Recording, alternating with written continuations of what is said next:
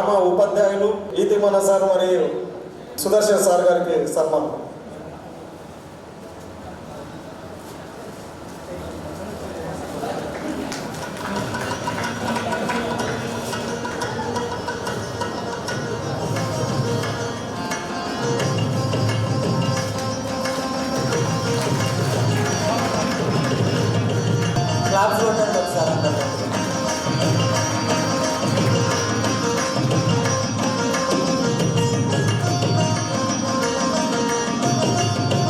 Thimmanna sir ఒక్క నిమిషం మాట్లాడాల్సిందిగా కోరుతున్నాను.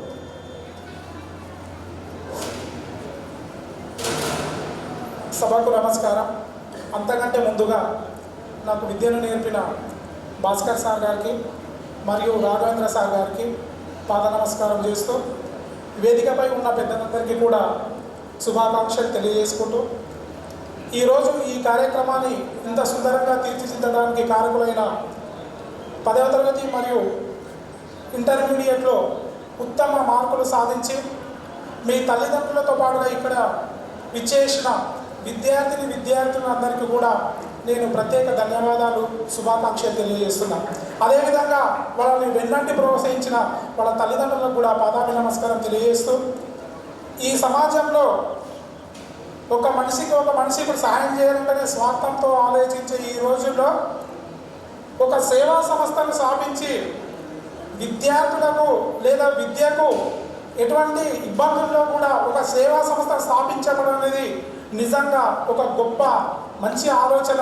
ఈ ఆలోచన చేసిన మిత్రుడు బి తిమ్మప్ప గారికి నేను హృదయపూర్వక ధన్యవాదాలు తెలియజేస్తున్నాను.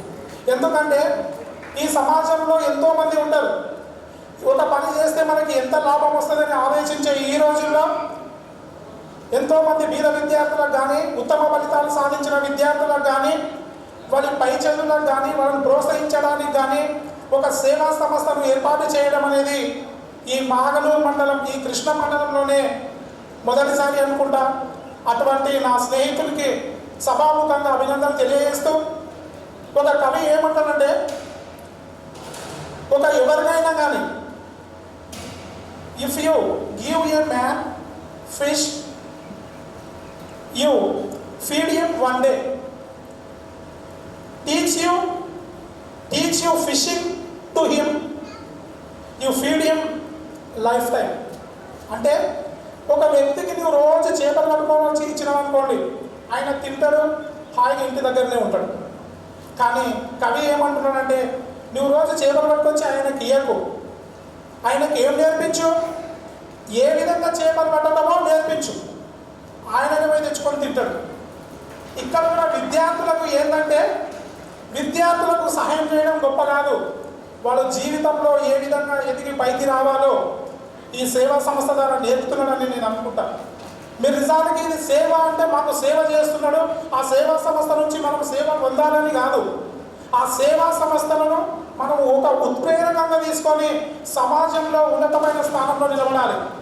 ఒక నా విద్యార్థి జీవితంలో ఉన్నప్పుడు ఒక చిన్న సంఘటన చెప్తా. నిజానికి ఆ సంఘటనకు కారకులైన మా చక్రపాణి గారు కూడా ఇక్కడే ఉన్నారు, వాళ్ళు మర్చిపోయి ఉండొచ్చు, నేనైతే మర్చిపోలేదు. నేను మీకు ఇప్పుడు 10th క్లాస్లో ఉన్నప్పుడు బోర్డ్ ఎగ్జామ్ ఉంది, కానీ నేను 7th క్లాస్లో ఉన్నప్పుడే బోర్డ్ ఎగ్జామ్ ఉండే. ఆ బోర్డ్ ఎగ్జామ్లో నేను మాగనూరు మండలం టాపర్గా రావడం జరిగినప్పుడు మా ఊరికి అప్పుడు మంత్రిగా ఉన్న ఎల్లారెడ్డి గారు రావడం జరిగింది. ఆ ఎల్లారెడ్డి గారి చేత ఏం చేసిందంటే మా చక్రపాణి గారు మా ఊరి దొరగారి ఇంట్లో మీటింగ్ ఉంటే ఆ మీటింగ్లో నాకు సన్మానం చేయించింది. నిజంగా చెప్తున్నా, వాళ్ళు చేయించిన వాళ్ళు మర్చిపోయిందేమో కానీ నా జీవితంలో అది ఒక ఉత్ప్రేరకంగా పనిచేసింది.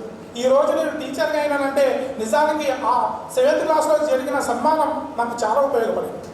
మీకు కూడా నేను అదే విధంగా అనుకుంటున్నాను. ఎందుకంటే ఈరోజు ఈ ఫౌండేషన్ తరఫున బీటీఎం చేసి మర్చిపోతాడేమో కానీ మీరు మాత్రం లైఫ్ లాంగ్లో మర్చిపోలేరు. ఎందుకంటే మీ జీవితంలో ఇది మొదటి సన్మానము, మొదటి ప్రోత్సాహము. కాబట్టి మీరు ఉన్నతమైన స్థితిలోకి వెళ్ళడానికి ఈ సన్మానం ఉపయోగపడుతుందని కూడా నేను అనుకుంటున్నా. కాబట్టి ఇటువంటి సన్మానాన్ని ఏర్పాటు చేసిన మిత్రునికి నేను సభాపూర్వకంగా అభినందనలు తెలియజేస్తున్నాను. అదేవిధంగా ఇటువంటి సేవా సంస్థల ద్వారా మిత్రులు ఏం చేయాలంటే భవిష్యత్తులో ఈరోజు ఎండాకాలం చూసినాం మనం. ఎండాకాలం చూస్తే బెంగళూరులో చూస్తే నీళ్ళు లేక చాలామంది ఇబ్బందులు పడ్డారు. కాబట్టి మిత్రులకి ఏం తెలియజేస్తున్నానంటే సేవా సంస్థ తరఫున విద్యతో పాటు నీటి పొదుపు గురించి, బాలకు కార్మిక నిర్మూలన వ్యవస్థ గురించి, పర్యావరణ పరిరక్షణ గురించి మీ ఫౌండేషన్ కృషి చేయాలని నేను కూడా తెలియజేసుకుంటున్నా. మాగలు పిఆర్టీయు మండల శాఖ తరఫున బీటీఎంకు ఫౌండేషన్కు మేము సహాయ సహకారాలు అందిస్తామని కూడా మిత్రునికి సభాపూర్వకంగా తెలియజేస్తూ ఈ అవకాశం ఇచ్చిన పెద్దలందరికీ కూడా అదేవిధంగా మిత్రునికి ధన్యవాదాలు తెలుపుకుంటూ ముగిస్తున్నాం. జై హింద్, జై భారత్.